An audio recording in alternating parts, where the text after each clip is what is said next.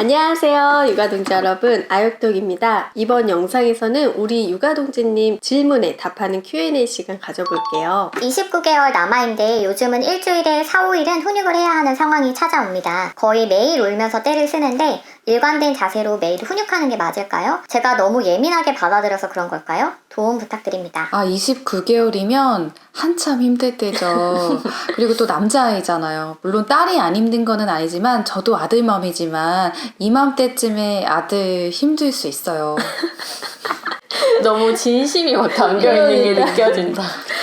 그러니까 이 시기가 힘든데 왜 이렇게 힘든지, 그리고 이 시기를 어떻게 헤쳐나가면 좋을지 한번 말씀드려 볼게요. 아이들이 두 돌이 지나면 정말 신체적으로 왕성해지잖아요. 어떤 아이들은 막 날아다니고 그리고 언어 발달도 제법 이루어져서 말도 잘하고 말귀도 잘 알아듣지만, 근데 희한하게 말이 안 통하는 느낌이 들어요. 맞아요. 이 시기 아이들은 망난이구나, 이렇게 생각하시면 될 것 같아요. 아이들이 어릴 때에 비해서는 많이 컸지만 여전히 일정 수준 자기의 욕구를 참아내거나 또 감정을 조절하기에는 아직 어려움이 있죠. 그리고 자기중심적 성격이 강하기 때문에 타인의 입장에서 생각하고 배려하기보다는 자기가 원하는 거, 자기 생각이 우선이 되죠. 그래서 이 시기에 엄마랑 아빠가 제발 엄마 말 좀 들어줘, 엄마 아빠 입장 좀 생각해줘 라고 해도 거의 벽에다가 말한다고 생각하시면 될 것 같아요.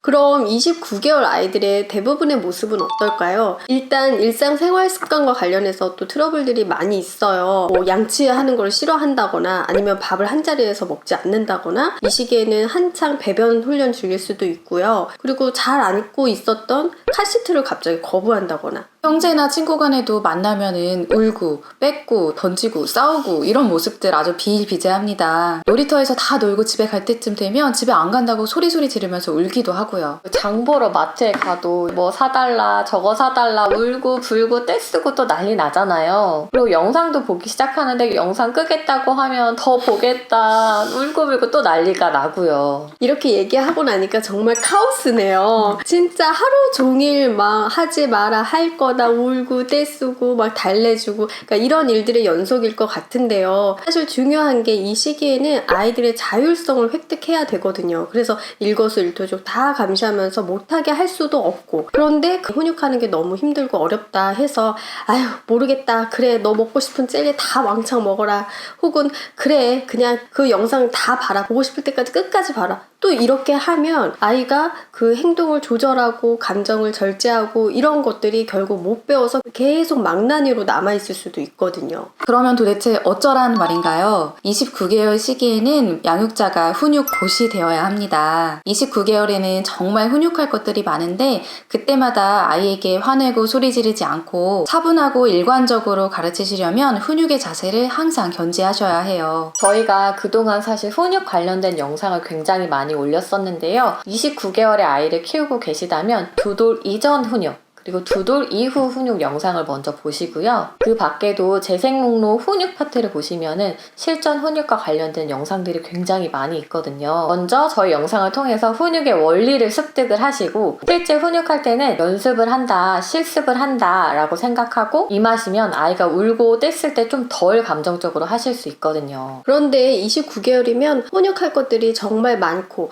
또 그런 거 하나하나 훈육을 하다 보면 양육자도 사실 좀 지칠 수 있어요. 그래서 이 시기에 훈육 가이드를 좀 말씀드리자면, 먼저 한두 가지 요거는 집중적으로 가르쳐야 되겠다 하고 훈육할 항목을 생각하는 거예요. 그리고 나머지 항목들에 대해서는 주의 전환을 한다거나 아니면 환경 조성을 통해서 최대한 문제 상황을 최소화하는 방향으로 하시고, 그리고 우선순위에서 가장 아래쪽에 있는 항목들은 지금 아직은 좀 때가 아닌가 보다, 이거는 조금 더 커서 가르치자, 이렇게 일정 수준은 훈육하기를 보류할 수도 있어요. 좀 더 구체적으로 살펴볼게요. 아이가 친구를 만나면 잘 놀다가도 때려요. 근데 이렇게 때리는 행동 말고도 아침에 어린이집 등원 준비할 때도 전쟁이고, 자동차 타려면 카시트 안 탄다고 난리고, 하원 후에 놀이터에서 놀다가 집에 갈 때 또 집에 안 가겠다고 하고, 이런 행동들을 보인다고 했을 때 가장 걱정이 되는 부분은 뭘까? 가장 신경 써야 하는 부분은 뭘까? 하고 생각을 해보는 거예요. 보통은 위험하거나 다른 사람에게 피해를 주는 경우가 우선이 되겠죠. 그러면 양육자가 당분간 아유기가 친구 친구를 때리는 행동에 대해서 화내지 않고 일관적으로 훈육해야겠다 하고 마음을 먹고 이렇게 정한 훈육 행동을 배우자나 다른 양육자와도 공유를 하는 거예요. 그러면 우선 훈육할 행동에 대해서는 원칙대로 가르쳐야겠죠. 저희 훈육 영상에서 말씀드렸던 훈육의 3단계를 잘 기억하시고 아유가 친구가 장난감 가져가서 화가 났구나. 그런데 친구를 때리는 건 안 돼. 친구 아파. 그럴 땐 이거 내 거야 하고 말하는 거야 라고 가르쳐 주는 거예요. 그런데 아이들이 절대로 한 번에 말한다고 되지 않거든요. 그래서 이런 시기에는 친구를 만난다 했을 때 아이 옆에서 늘 주시하고 중재할 마음으로 친구를 만나야 해요. 그리고 덜 싸우도록 환경 조성을 할 수도 있어요. 만약에 실내에서 뭐 블럭놀이 하다가 잦은 싸움이 일어난다 라고 했을 때에는 좀 더 비교적 자유로운 바깥에 가서 모래놀이를 한다거나 비누방울 놀이를 할 수도 있고, 친구를 집에 초대하기 전에 친구랑 같이 공유하고 싶지 않는 장난감을 미리 빼두자 이렇게 해보실 수도 있어요. 이때 친구를 때리는 행동은 좀 더 신경을 써서 훈육하되 다른 부분에서는 힘을 빼고 에너지를 비축할 부분을 한번 생각을 해보세요. 아침에 등원 준비를 잘하고 싶은데 아직은 아이가 나이도 조금 어리고 그때는 시간이 너무 촉박하다 싶으면 아침 시간 준비에 대한 훈육은 아이가 좀 더 컸을 때로 미뤄두고 지금은 환경 조성을 해서 문제 상황을 최소화하는 거죠. 아이를 좀 더 일찍 깨우거나 아니면 전날 밤에 입을 옷을 미리 챙겨놓거나 아니면 손수건으로 간단하게 세수를 시켜준다거나 뭐 양육자 기준에 100% 만족은 아니지만 적당히 넘어갈 수 있는 기준을 세워두시면 훈육에 대한 부담감을 양육자가 줄일 수가 있겠죠. 카시트에 앉는 걸 거부할 때에도 이건 아육의 안전을 위해서 꼭 매야 하는 거야 하고 일관적으로 가르치는 게 중요하죠. 하지만 그렇게만 하면 아이 입장에서는 굉장히 강압적으로 느껴질 수도 있고 이런 느낌이 오히려 떼쓰고 화내고 하는 행동으로 이어질 수 있거든요. 그래서 아이가 거부감을 갖지 않고 카시트에 탈 수 있도록 환경 조성을 또 해보세요. 아이가 좋아하는 인형이나 장난감을 가지고 타거나 아이랑 재밌는 말놀이를 하거나 창밖 풍경에 대해서 같이 이야기를 나누거나 아이가 좋아하는 재밌는 이야기를 해주는 등 다양하게 해볼 수 있겠죠. 그치만 도저히 안 되는 상황에서는 어쩔 수 없다는 것도 인정하셔야 해요. 아이가 카시트 타기 싫다고 울고 막 소리 지르고 짜증내고 이런다고 해서 아우 왜 울어? 그만 울어. 제발 짜증나! 이렇게 양육자도 같이 소리치고 짜증내는 대신에 그래 너도 이거 하는 게 좀 불편하지. 그런데 이걸 해야 카시트를 해야 너를 안전하게 보호해 줄 거야. 이렇게 말해주고 아이가 좀 울고 떼쓰고 소리치더라도 그 상황을 좀 담담하게 버티고 지나가는 태도, 이게 바로 양육자가 강인한 멘탈을 갖는 거 아닌가 싶습니다. 만약에 계속되는 이런 노력에도 불구하고 아이의 카시트 거부가 너무 심하다고 한다면 당분간은 차를 타는 일정을 좀 뒤로 밀어두시는 게 좋을 것 같아요. 매일 꼭 타야 하는 상황에서는 어쩔 수 없지만 그 상황을 피할 수 있다면 잠시 쉬었다가 다음에 다시 도전해 보는 거죠. 아이가 놀이터에서 집에 올 때마다 집에 가기 싫고 더 놀고 싶다고 떼를 쓴다면 집에 가서 아유기가 좋아하는 초코쿠키 먹자.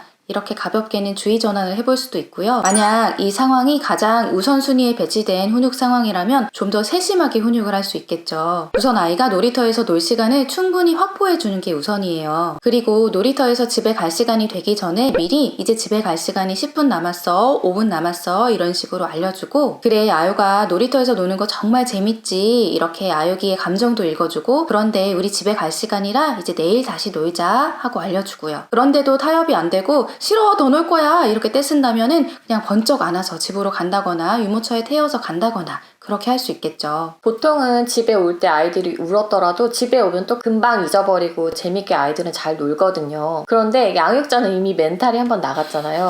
그래서 이게 쉽게 잊혀지지가 않아요. 이미 화가 잔뜩 나 있어. 급기야 다시 집에 왔는데 아이를 붙잡고 이야기를 하거나 아이를 다시 혼내기도 하거든요. 그런데 29개월의 아이는 이런 논리도 안 먹히고 상대방의 입장에서 상대방의 감정에 공감하고 이해하는 능력도 부족하다는 거 꼭 기억을 하시고요. 이렇게 아이에게 멘탈이 탈탈 털려서 너무 힘든 날, 이런 날은 저녁에 좋아하는 뭐 맥주를 한 잔 마신다든지 드라마를 한 편 본다든지 책을 본다든지 아니면 일기를 쓴다든지 이렇게 본인만의 스트레스 해소할 수 있는 방법을 시도해 보시는 게 좋을 것 같아요. 네, 지금까지 29개월 아이 매일 훈육하고 울고 떼쓰는 행동이 반복되는데 어떻게 하면 좋을까에 대해서 말씀드려봤어요. 29개월 육아 넓고 자유로운 공간에서 두세 명이 공동 육아를 하는 상황이 아니라면 힘든 게 당연합니다. 그리고 이 시기에는 훈육을 하더라도 사실 매끄럽고 딱 만족스럽지 않은 경우가 더 많아요. 그런데 훈육의 원리를 잘 이해하고 있고 올바른 방향으로 가고 있다면 시간이 지나면서 저절로 해결되는 부분들이 많거든요. 그 점을 꼭 기억해 두셨으면 좋겠습니다. 네, 저희 영상 도움이 되셨다면 아육톡 채널 구독해주시고요. 좋아요도 꾹꾹 눌러주시고 알람도 따르릉 울려주세요. 육아동지 여러분 다음에 또 만나요.